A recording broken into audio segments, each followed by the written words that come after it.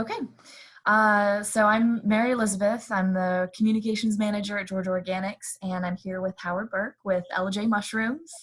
And we're going to talk through, what's going on with COVID-19, what's going on with business overall. So this is a Zoom video version of the Georgia Foodcast, and thank you for taking some time to join us, Howard. What do you got going on? Tell us a little bit about Ellijay.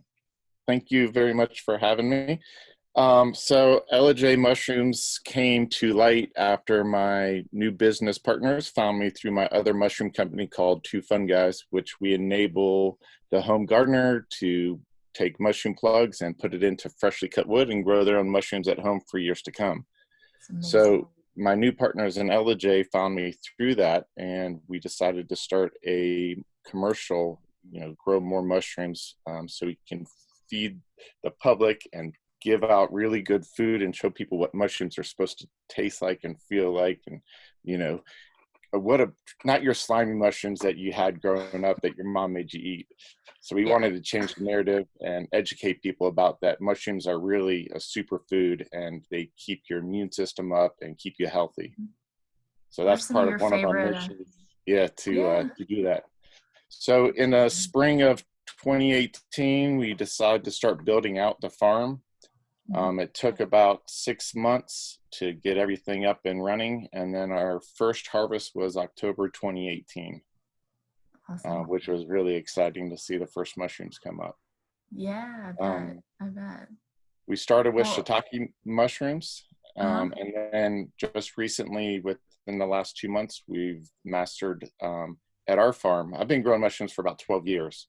But for doing it in our locations, we're growing oyster mushrooms in refurbished reefer trailers. So like one of those big 53-foot refrigerated trailer, we're growing the oyster mushrooms in there because they need to be conditioned, meaning that the temperature has to be within a range every day. And instead of pouring all this money into the earth, like putting concrete down, we decided to use these old already insulated trucks and grow oyster mushrooms in there. How long have y'all been doing that? We have been doing that for about 3 months, but now we've nailed down our timing so that we can tell people that we'll have X amount of pounds each week, so we can always fulfill our promises without having to let people down. That's awesome.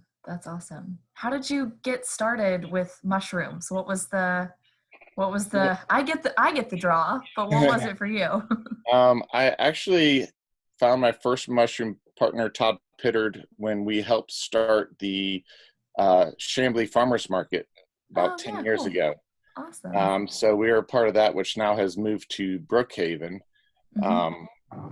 about 5 or 6 years ago. So we met there and we both talked about mushrooms and mushroom logs, and then one thing led to another. Plus I've always loved gardening, but my problem always has been that I always have too much shade. And what do you need? What grows best in the shade is mushrooms. So it was a perfect match. That's awesome. Well, that is so cool about Two Fun Guys. Not only is the name amazing, and I feel like you can't say it without like smiling and laughing.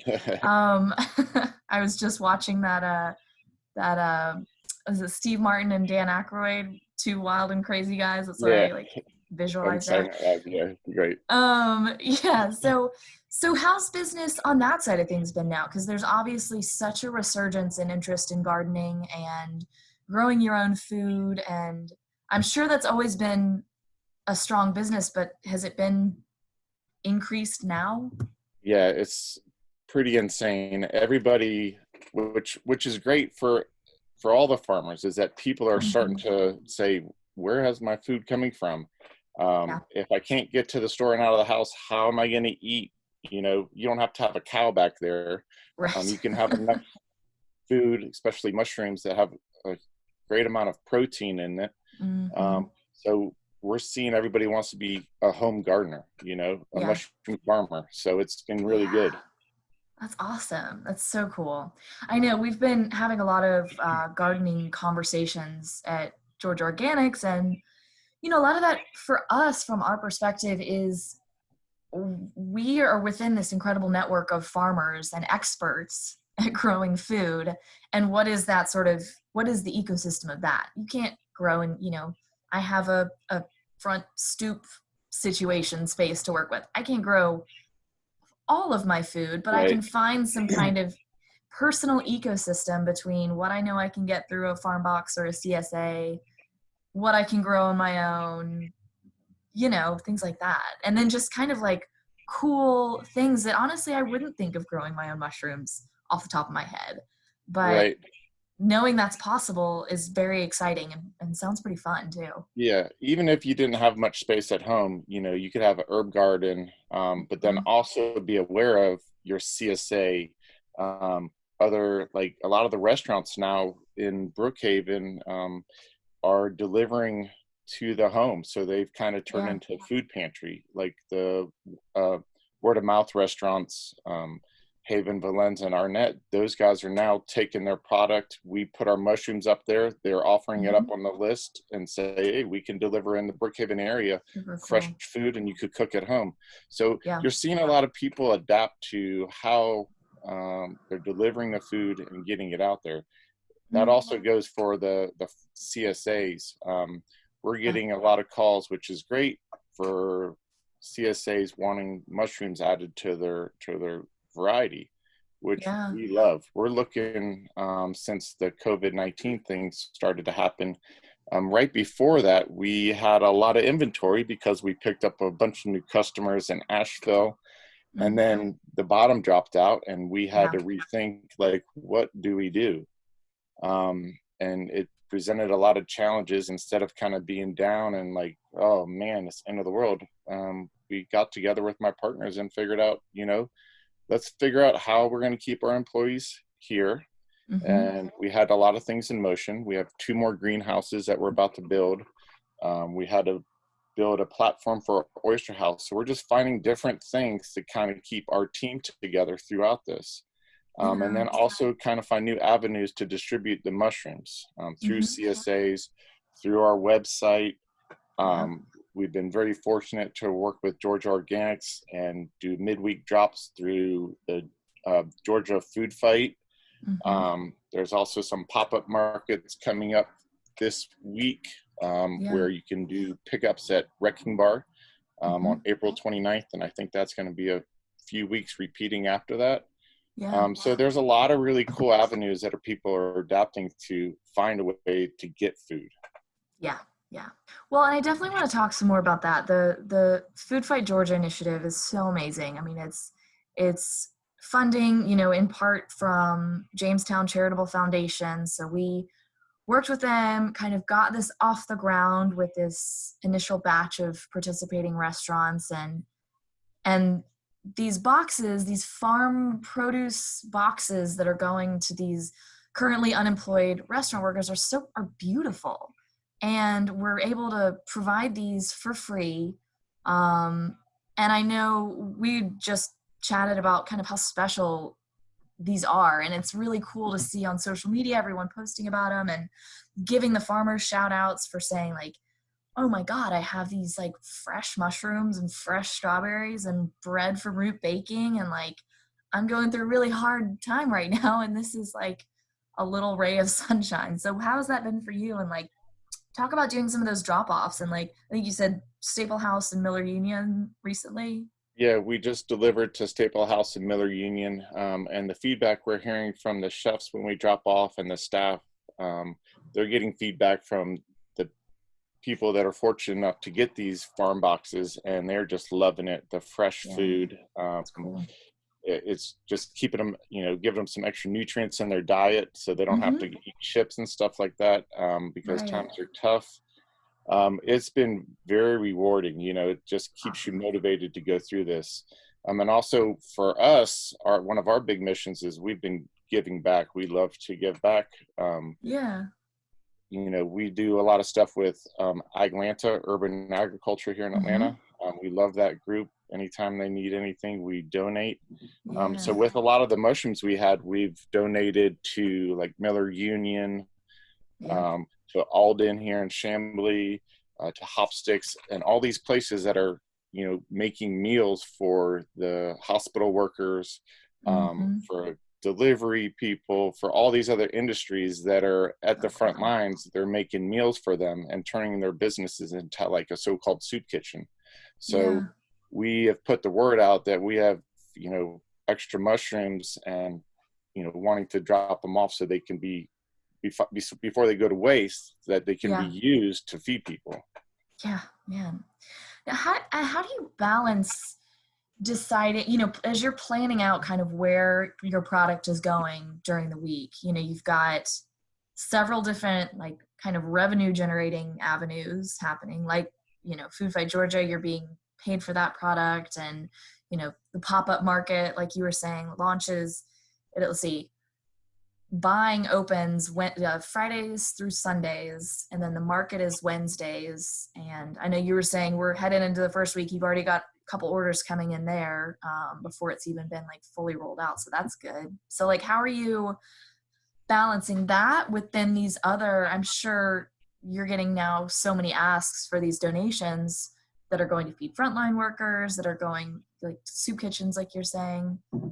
Yeah, it's a tough balance, because before all this happened, we kind of had a normal of what we expect to sell and grow. Yeah. And now it's very weird, Yeah. because you just don't know. Some weeks are better than others, but Right. this week has been better than last week, which is good. So I'm a believer in, if you grow it, they will come. So Yeah. I put that out there, and that's one of the things we're doing, is that we're Yeah. ramping production back up, in hopes of that we can find new customers to sell them, but also knowing that they're not going to go to waste. That if worst case that sales fell off again that next week because of uncertainty, we know that there's now more options that we can use those and do good things with them. That's amazing. Well, and that's an amazing thing of, I'm sure, just learnings, pandemic learnings now that will apply to like future practices and how you can balance out your orders. And Yeah, it's been yeah. some of the CSAs that we work with, they're saying that they've sold out. They can't sell any more shares because so many people are flocking to Yeah. these places, because not all the farmers markets are up and running right now. And people are seeing like, wow, this is what a mushroom looks like. This is what a head of lettuce looks like and tastes like. It's way different than traveling all the way across from the West Coast. So Right. people are also getting back in touch with what food is supposed to be like, how it's Yeah. supposed to be. And I think that's, since this has been going on, I think these are building habits.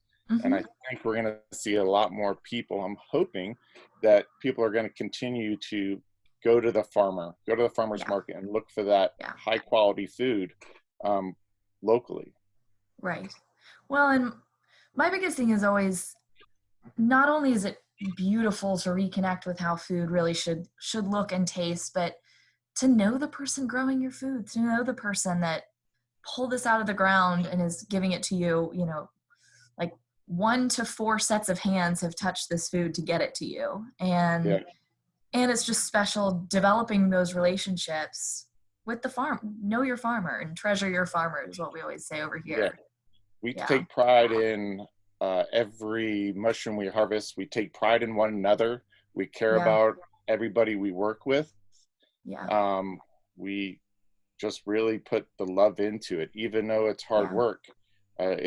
I did IT for 17 years, and it's totally different than growing your own product. There's different struggles, but it's very rewarding after you're harvesting.